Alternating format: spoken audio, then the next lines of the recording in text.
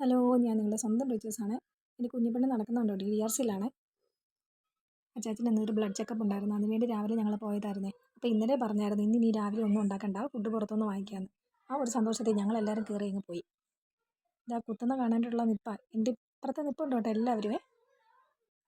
എല്ലാവരും നേരെ നിന്ന് കാണും. അതാ ഈ ഫോട്ടോ ആണ് നമ്മൾ DRCയുടെ വാതിക്കൽ ഒട്ടിച്ച് വെച്ചേക്കുന്നത്. എന്ത് രസമല്ലേ. ഇതായിരുന്നു ഞങ്ങളുടെ ഇന്നത്തെ ഫുഡ്. എൻ്റെ ചെറുക്കന് നെയ്റോസ്റ്റ് ഇല്ലാതെ വേറെ പരിപാടിയൊന്നും ഇല്ല. സ്വന്തം റിച്വൽസ് എന്തൊക്കെയുണ്ട് വിശേഷം? എല്ലാവർക്കും സുഖമാണോ? ഇന്ന് സൺഡേ ഇതാണ്, എല്ലാവരും വീട്ടിലുണ്ടല്ലോ അല്ലേ. നിങ്ങൾക്ക് എന്താ സൺഡേ? ഇന്ന് കാണുമല്ലോ നമുക്ക് കുറച്ച് ഡ്യൂട്ടീസൊക്കെ. സത്യത്തിൽ നമുക്ക് എന്തൊക്കെ പരിപാടികളല്ലേ. പിള്ളേർ സ്കൂളിൽ പോകുന്ന ദിവസമാണെങ്കിൽ അവരെ രാവിലെ ഒരുക്കണം, അവരെ കുളിപ്പിക്കണം, അവർക്ക് ഫുഡ് കൊടുക്കണം, ഹസ്ബൻഡിൻ്റെ കാര്യങ്ങളെല്ലാം നോക്കണം, അവർക്ക് ഫുഡൊക്കെ കൊടുത്ത് അവരെ രാവിലെ ജോലിക്ക് പറഞ്ഞു വിടണം അല്ലേ. അത് കഴിഞ്ഞ് കഴിഞ്ഞാൽ നമ്മൾ റെസ്റ്റ് എടുക്കാനോ നമുക്ക് ഫ്രീ ആവോ ചെയ്യുമോ ഇല്ല. പിന്നെ പാത്രം കഴുകുക, തുണി അലക്കുക, തൂത്തുവാര്, അങ്ങനെ ഓരോരോ കാര്യങ്ങളായിരിക്കും. നമ്മൾ കേരളത്തിലുള്ള പെണ്ണുങ്ങൾ സത്യത്തിൽ കറക്റ്റ് സമയത്ത് കഴിക്കുന്ന, സമയത്ത് ഫുഡ് കഴിക്കുന്ന ആരെങ്കിലും തന്നെ ഉണ്ടോ? ഒട്ടുമിക്ക ആൾക്കാർക്കും അത് നടക്കാറേ ഇല്ലെന്നുള്ളതാണ് സത്യം. ഈ വക കാര്യങ്ങളെല്ലാം കഴിഞ്ഞ് കഴിഞ്ഞിട്ട് ഇതിനിടയിൽ എപ്പോഴെങ്കിലും സമയം കിട്ടുമ്പോൾ നമ്മൾ ഫുഡ് കഴിക്കും. അങ്ങനെയല്ലേ സാധാരണ. കഴിയുമ്പോഴത്തേക്ക് തിരിച്ച് പിള്ളേർ വരുന്ന സമയവും പിന്നെ അവരെ കുളിപ്പീര്, അവരുടെ ഡ്രസ്സ് മാറി, അവർക്ക് ഫുഡ് കൊടുക്കുക, അവരെ പഠിപ്പിക്കാനിരിക്കുക. ഇങ്ങനെ എന്തൊക്കെ കാര്യങ്ങളാണ് നമ്മൾ ചെയ്യുന്നതല്ലേ.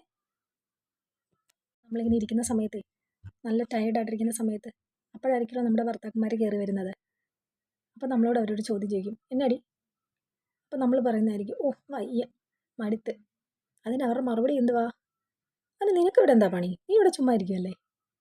അങ്ങനെയല്ലേ നിങ്ങൾ ഭർത്താക്കന്മാർ മിക്ക ആൾക്കാരും ചോദിക്കാറ്. അപ്പം നമ്മുടെ ഒരു എക്സ്പ്രഷൻ ഉണ്ട് കേട്ടോ, നല്ല ഹൈ ലെവലിലൊരു എക്സ്പ്രഷൻ. ഒന്ന് മാറ്റി പിടിച്ച് നോക്കി.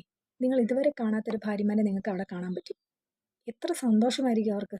നിങ്ങളൊന്ന് ഹഗ്ഗൊക്കെ ചെയ്ത്, ആ എന്നാടി, ആ പോട്ടെ എന്നൊരു ഒറ്റ വാക്ക് മതി സത്യത്തിൽ അവർക്ക്. എത്ര ഭർത്താക്കന്മാരങ്ങനെ ചെയ്യാറുണ്ട്. പിറ്റേ ദിവസം നിങ്ങൾക്ക് ഗോതമ്പ് ദോശ തരാനിരിക്കുന്ന ഭാര്യമാരുണ്ടല്ലോ, മസാല ദോശ തരും. നിങ്ങൾ അവരെ കെയർ ചെയ്യുന്നൊരു തോന്നൽ, നിങ്ങൾ അവർ കൂടെ ഉണ്ടോയെന്നുള്ളൊരു തോന്നൽ മതി. അവർ എത്രയൊക്കെ കഷ്ടപ്പാടുള്ള ജോലികളാണെങ്കിലും വളരെ ഫ്രീ ആയിട്ട് ചെയ്യും. എത്ര പേര് അങ്ങനെ ചെയ്യാറുണ്ട്. ആവശ്യമായിട്ട് വേണ്ട കാര്യം എന്താണെന്നറിയോ? പരസ്പരമുള്ള സംസാരം. എത്ര കുടുംബങ്ങളുണ്ടത്. രാവിലെ ജോലിക്ക് പോയിട്ട് വരുന്നവർക്ക് കഷ്ടപ്പാടില്ലെന്നല്ല ആളുടെ പറയുന്നത്. അവർ വന്നു കഴിഞ്ഞിട്ടേ ഈ വീട്ടിൽ ഇരിക്കുന്നവർ ഒന്നും ചെയ്യുന്നില്ല എന്ന് പറയുന്ന ആ ടോക്ക് അങ്ങ് അവിടെ അവസാനിപ്പിക്കുവാണെങ്കിൽ ഇതിലേ എത്ര രസമായിരിക്കും എന്നറിയാവോ. അവർ ചെയ്യുന്ന ഒരു ജോലികളും ഒരു 2 ദിവസം കഷ്ടി ചെയ്യുമായിരിക്കും, 3-ാം ദിവസം അതിൻ്റെ ബുദ്ധിമുട്ട് നിങ്ങൾക്ക് മനസ്സിലാവും. ഈ ജോലിയും ചെയ്ത് വീട്ടിലെ ജോലികളും എല്ലാം ചെയ്ത് കുഞ്ഞുങ്ങളുടെ കാര്യങ്ങളും എല്ലാം ചെയ്യുന്ന എത്ര വീട്ടമ്മമാരുണ്ട്. അവരുടെ കഷ്ടപ്പാട് നിങ്ങൾ ആരെങ്കിലും സത്യത്തിൽ അറിയാറുണ്ടോ? എല്ലാം കഴിഞ്ഞ് വൈകിട്ട് വന്നിട്ടേ ഒരു 5 മിനിറ്റ് നേരം അവരോടൊത്തൊന്ന് സംസാരിച്ച് നോക്കിക്കേ. അവരോടൊപ്പം ഒന്ന് ഇരുന്ന് നോക്കിക്കേ. അവരെ ഒന്ന് ഹഗ് ചെയ്ത് നോക്കിക്കേ.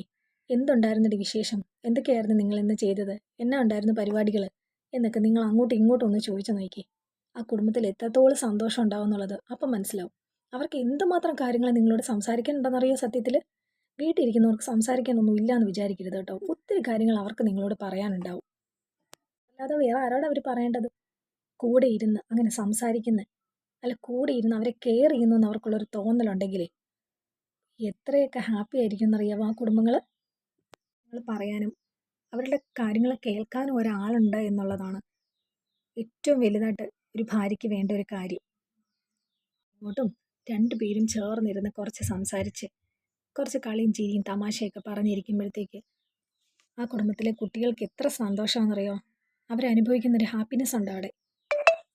അത് കണ്ടു വേണം സത്യത്തിൽ കുഞ്ഞുങ്ങൾ വളരാനായിട്ട്. വൈകിട്ട് ജോലിയൊക്കെ കഴിഞ്ഞ് ചെല്ലുമ്പോഴേ എന്നാ ഉണ്ടെന്നൊക്കെ ചോദിച്ച് അവരെ ഒന്ന് ഹഗ് ചെയ്ത് അവരുടെ വിശേഷങ്ങളൊക്കെ തിരക്കി അവരോടൊപ്പം ഒരു കാപ്പിയൊക്കെ കുടിച്ചിരുന്ന് ഒന്ന് നോക്കിക്കേ. മസാല ദോശ വേണോ ഗോതമ്പ് ദോശ വേണോ എന്ന് നിങ്ങൾ തീരുമാനിക്കേ. അങ്ങനെയുണ്ടല്ലോ ഒത്തിരി കഴിവുകളുള്ള ഒരുപാട് ആൾക്കാരുണ്ട്. സ്വന്തം കുടുംബത്തിന് വേണ്ടിയിട്ട് അവരുടെ പാഷനും അവരുടെ ജോലി കാര്യങ്ങളും എല്ലാം വേണ്ടാന്ന് വെച്ചിട്ട് വീട്ടിൽ നിൽക്കുന്ന ആൾക്കാരുണ്ട്. ആഗ്രഹം ഇല്ലാഞ്ഞിട്ടല്ല ജോലിക്ക് പോകാത്തതും അവരുടേതായ കാര്യങ്ങൾ നോക്കാത്തതും ഒന്നും, സാഹചര്യം കൊണ്ടാണ്. അങ്ങനെ ഒരാൾ വീട്ടിലുള്ളത് കൊണ്ടല്ലേ സത്യത്തിൽ നിങ്ങൾക്ക് ഹാപ്പി ആയിട്ട് ജോലിക്ക് പോകാൻ പറ്റുന്നത്.